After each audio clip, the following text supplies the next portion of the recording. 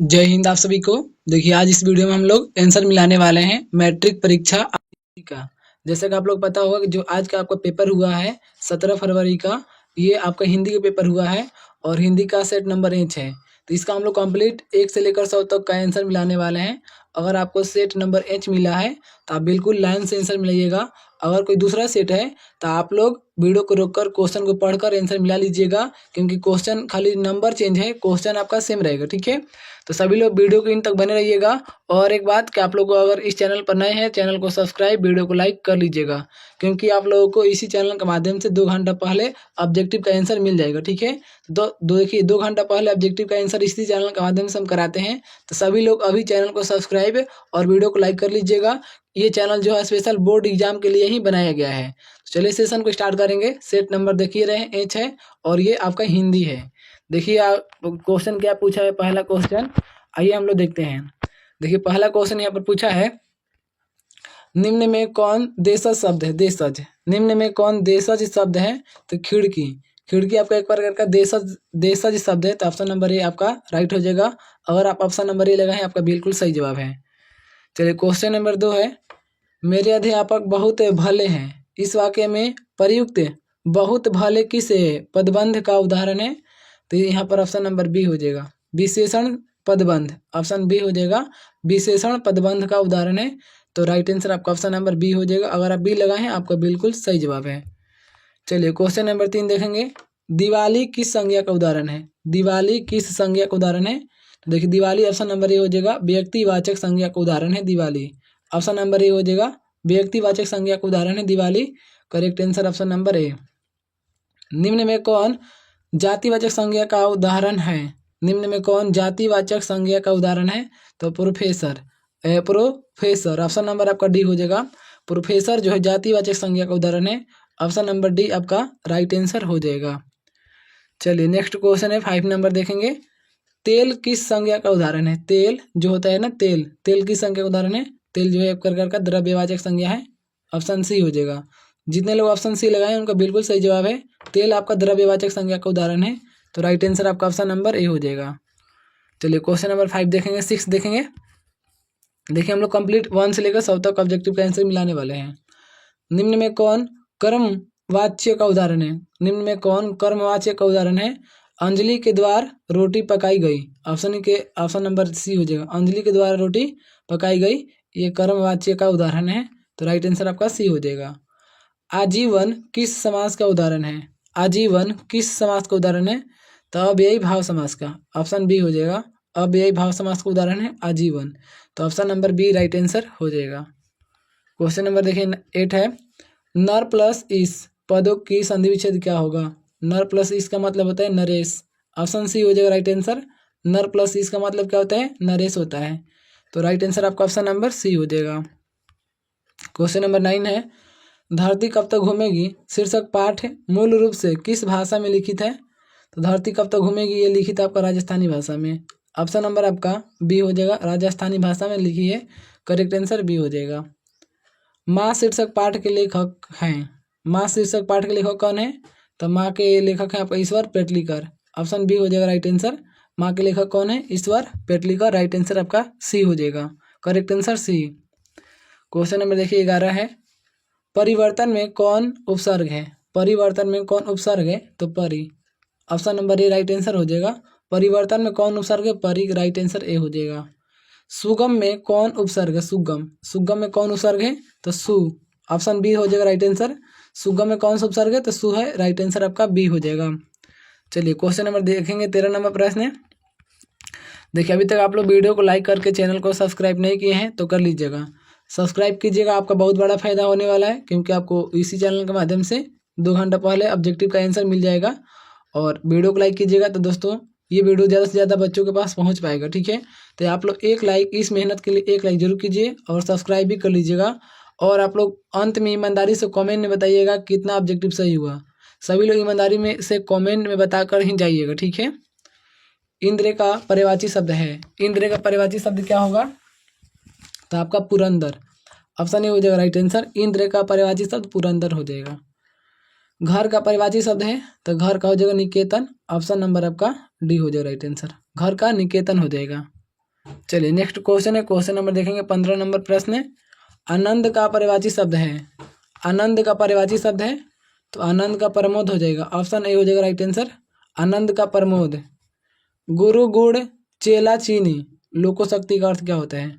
गुरु गुड़ चेला चीनी का मतलब होता है शिष्य का गुरु से बढ़ जाना, ऑप्शन नंबर ए हो जाएगा, शिष्य का गुरु से बढ़ जाना।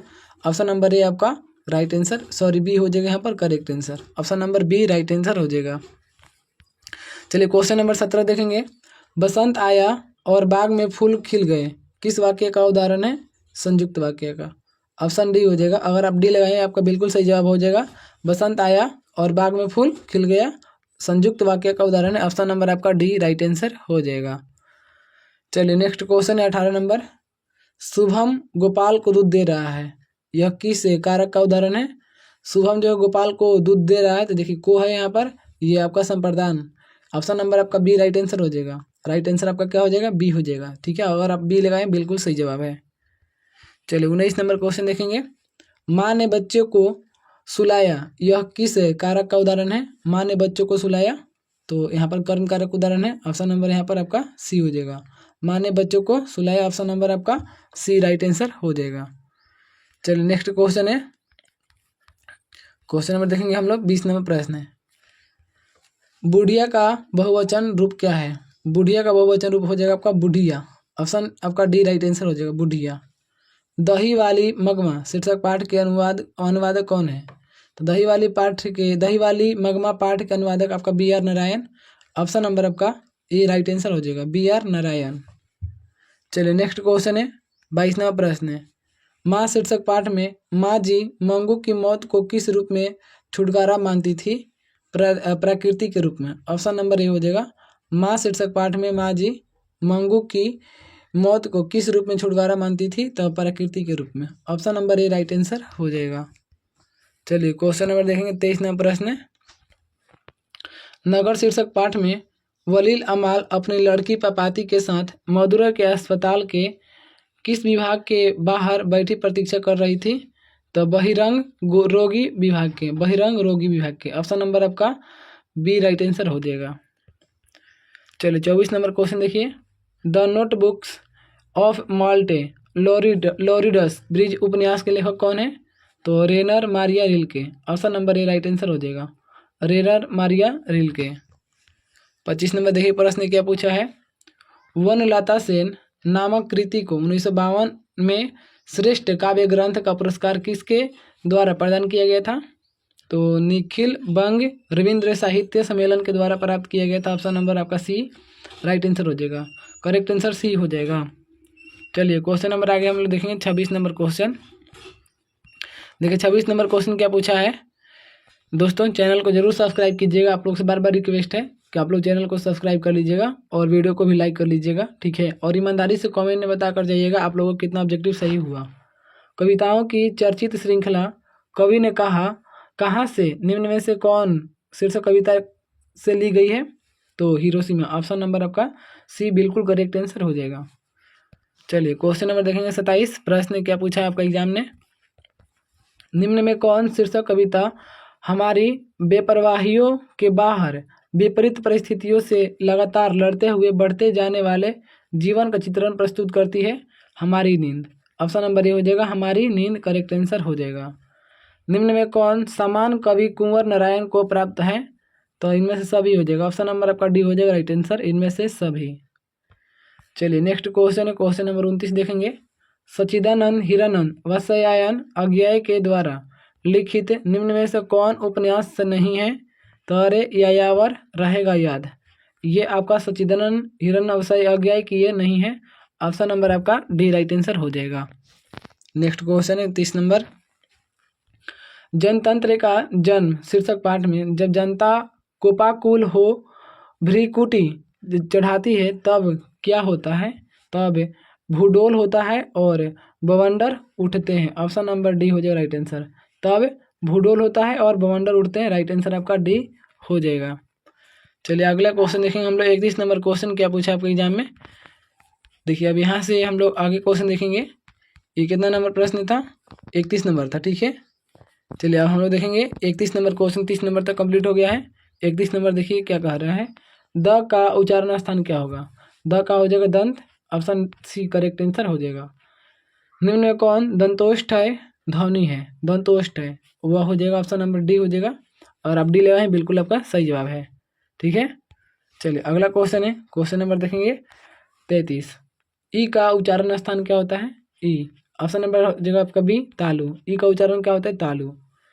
छंद शास्त्र में दीर्घ मात्रा को क्या कहते हैं, छंद शास्त्र में दीर्घ मात्रा को गुरु कहते हैं, ऑप्शन डी हो जाएगा राइट आंसर। छंद शास्त्र में दीर्घ मात्रा को गुरु कहा जाता है, तो राइट आंसर आपका डी हो जाएगा। नेक्स्ट क्वेश्चन है 35 नंबर, निम्न में कौन अल्प प्राण व्यंजन है, अल्प प्राण व्यंजन कौन है, तो ख, ऑप्शन नंबर आपका ये बिल्कुल सही जवाब है। और जो ख जो है ये अल्प प्राण व्यंजन है, राइट आंसर ऑप्शन नंबर ए हो जाएगा। चलिए नेक्स्ट क्वेश्चन, क्वेश्चन नंबर देखेंगे 36 नंबर प्रश्न, निम्न में किसे द्विमात्रिक स्वर भी कहते हैं, द्विमात्रिक स्वर किसे कहा जाता है, देखिए दीर्घ स्वर को, option number B right answer हो जाएगा। दीर्घ स्वर को द्विमात्रिक स्वर भी कहा जाता है, बिल्कुल सही जवाब आपका ऑप्शन नंबर ए हो जाएगा। अगर आप ऑप्शन नंबर ए लगाए हैं आपका बिल्कुल सही जवाब है। क्वेश्चन नंबर 37 है, नाद की दृष्टि से जिन व्यंजन वर्णों के उच्चारण में स्वर तंत्रियां छंकृत होती है उन्हें क्या कहते हैं, उन्हें घोष कहा जाता है, ऑप्शन नंबर ए बिल्कुल सही जवाब है, उन्हें घोष कहा जाता है, घोष। चलिए अगला क्वेश्चन है, क्वेश्चन नंबर 38 देखेंगे, प्रश्न संख्या 38। केवल मुंह से बोले जाने वाले सरसों वर्णों को क्या कहते हैं, तो निर्नुनासिक, ऑप्शन नंबर आपका ए बिल्कुल सही जवाब है, निर्नुनासिक। निम्न में कौन अंतः अस्त व्यंजन है, तो त्र जो होता है अंतः अस्त व्यंजन होता है, ऑप्शन नंबर डी हो जाएगा, त्र जो है अंतः अस्त व्यंजन है। नेक्स्ट क्वेश्चन है 40 नंबर, निम्न में कौन उष्म व्यंजन है, तो जो स है ये उष्म व्यंजन है, ये जो स होता है आपका उष्म व्यंजन हो जाएगा। हिंदी साहित्य की भूमिका किसकी रचना है, हिंदी साहित्य की भूमिका किसकी रचना है, हजारी प्रसाद द्विवेदी की, ऑप्शन नंबर ए हो जाएगा। हिंदी साहित्य की भूमिका हजारी प्रसाद द्विवेदी की रचना है, राइट आंसर आपका ऑप्शन नंबर ए हो जाएगा। नेक्स्ट क्वेश्चन है, अपरिहार्य शब्द का अर्थ क्या होता है, अपरिहार्य शब्द का अर्थ होता है जिसे छोड़ा न जा सके अनिवार्य, ऑप्शन नंबर आपका बी हो जाएगा राइट आंसर, जिसे छोड़ा ना जा सके अनिवार्य।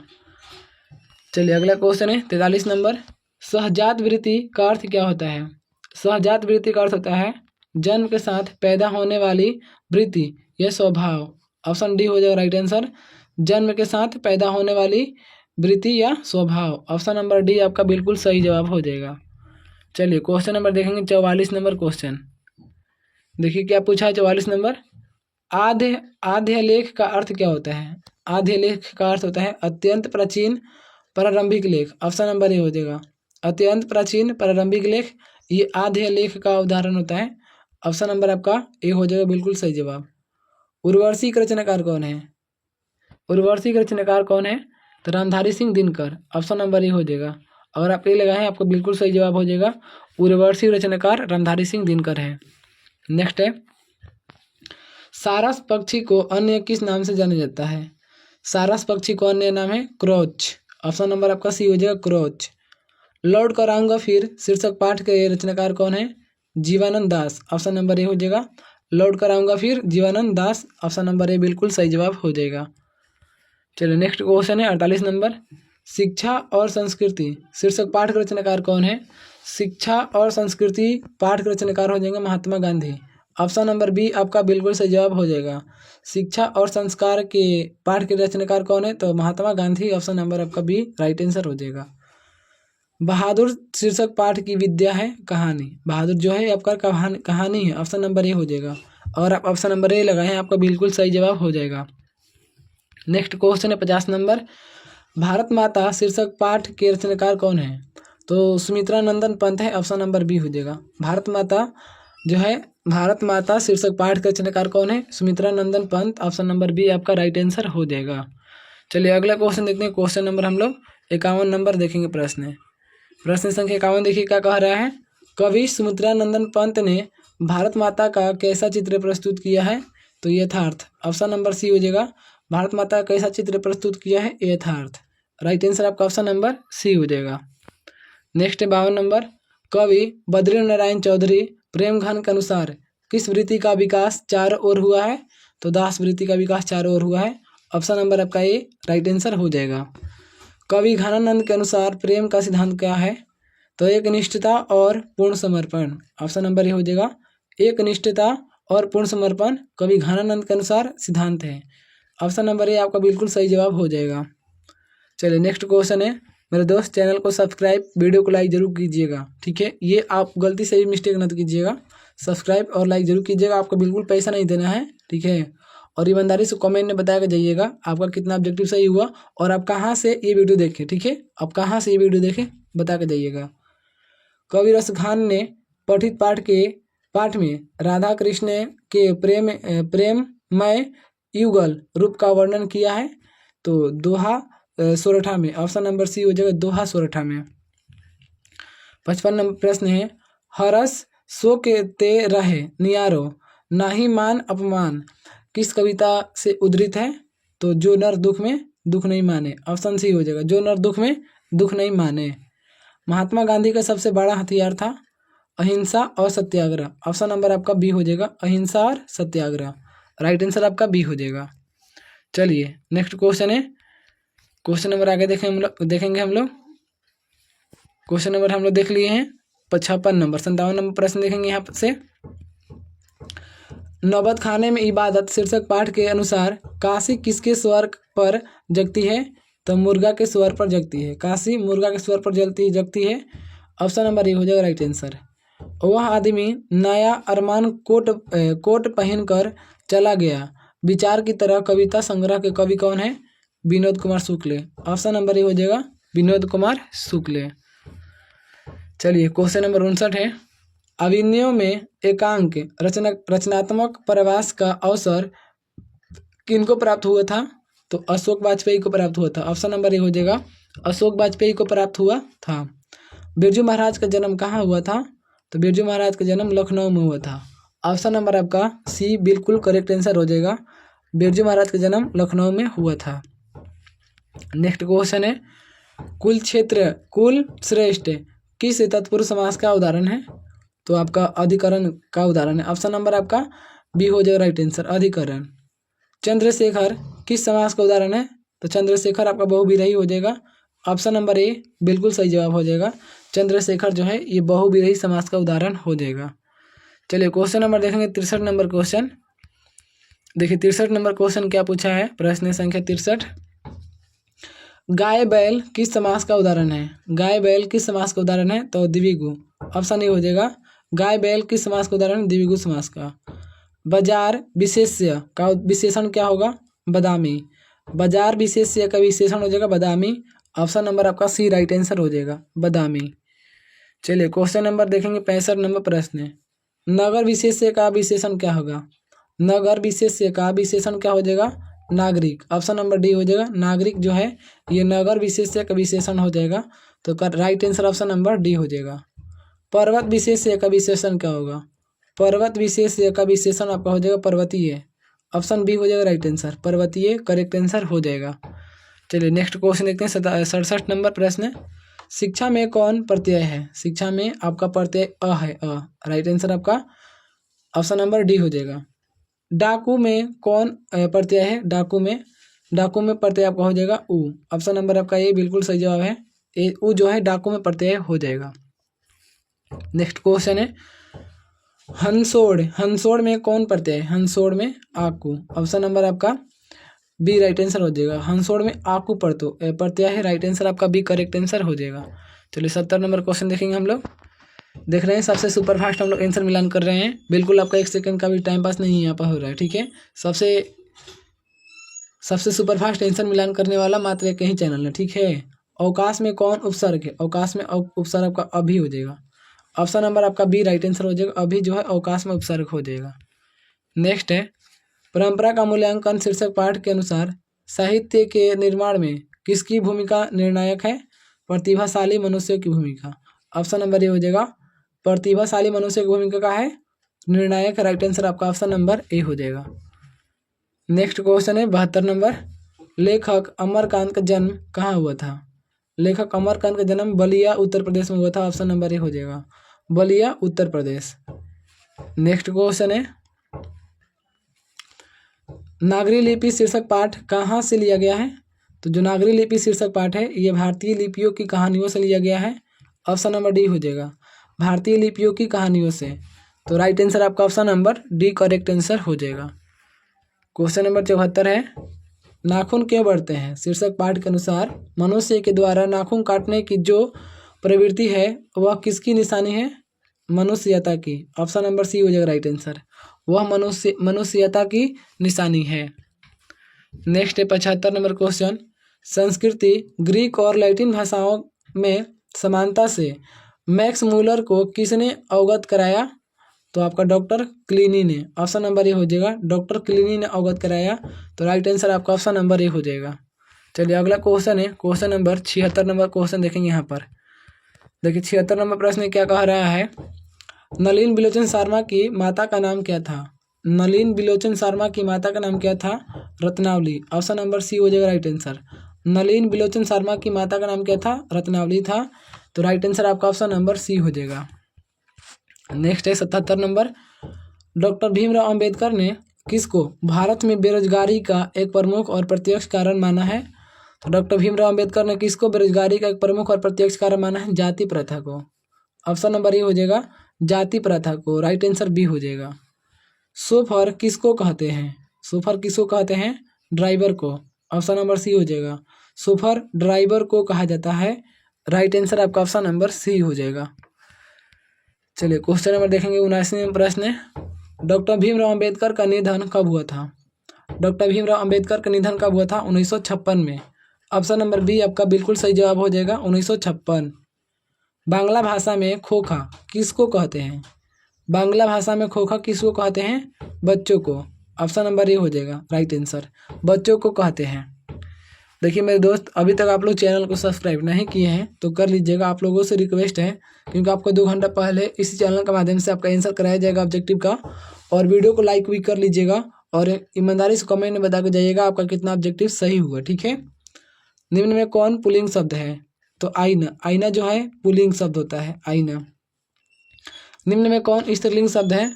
चेष्टा। चेष्टा जो है स्त्रीलिंग शब्द है। तो राइट आंसर आपका बी हो जाएगा। चलिए अगला क्वेश्चन है 83 नंबर क्वेश्चन देखेंगे यहाँ पर। देखिए 83 प्रश्न कह रहा है, अंकित मेला घूमने गया था, यह वाक्य में किस काल का उदाहरण है? तो गया था ना, तो भूतकाल हो जाएगा। ऑप्शन नंबर आपका बी हो जाएगा राइट आंसर, भूतकाल। घोड़ा बहुत तेज दौड़ता है, इस वाक्य में प्रविशेषण है बहुत।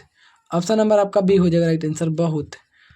चलिए क्वेश्चन नंबर 85 देखिए क्या कह रहा है, सोहन तैयार होकर विद्यालय गया, यह वाक्य किस प्रक्रिया का उदाहरण है? तो पूर्वकालीन क्रिया का उदाहरण है। ऑप्शन नंबर ए हो जाएगा, पूर्वकालीन क्रिया का उदाहरण है। कक्षा में सब छात्र उपस्थित हैं, यह वाक्य किस विशेषण का उदाहरण है? अनिश्चित संख्यावाचक का। ऑप्शन नंबर बी हो जाएगा, अनिश्चित संख्यावाचक का उदाहरण है। चलिए क्वेश्चन नंबर 87 नंबर प्रश्न देखिए, अमरजीत शहरी लड़का है, यह वाक्य किस विशेषण का उदाहरण है? अमरजीत शहरी लड़का है, तो ये गुणवाचक हो जाएगा। ऑप्शन नंबर ए हो जाएगा राइट आंसर, गुणवाचक। अंकिता अपने आप जा रही है, यह वाक्य किस सर्वनाम का उदाहरण है? तो निजवाचक। ऑप्शन नंबर सी हो जाएगा राइट आंसर, निजवाचक का उदाहरण हो जाएगा। चलिए क्वेश्चन नंबर देखेंगे 89 नंबर प्रश्न।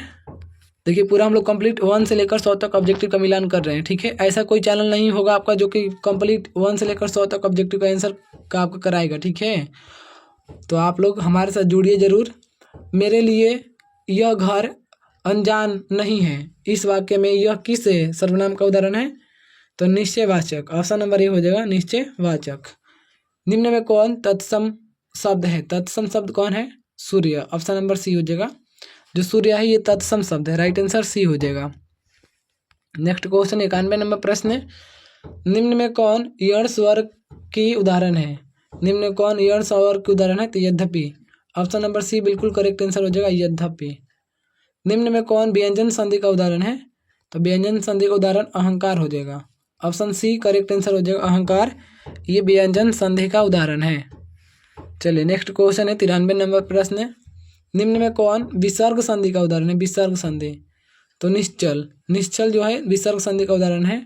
ऑप्शन नंबर ए आपका बिल्कुल करेक्ट आंसर हो जाएगा। जब एक व्यंजन अपने समान अन्य व्यंजन से मिलता है तब उसे क्या कहते हैं? तब उसे द्वित्व कहते हैं। ऑप्शन बी राइट आंसर हो जाएगा, द्वित्व। चलिए अगला क्वेश्चन है 95 नंबर प्रश्न देखेंगे। लेने के देने पढ़ना मुहावरे का अर्थ क्या होता है? लेने के देने, लाभ के बदले हानि।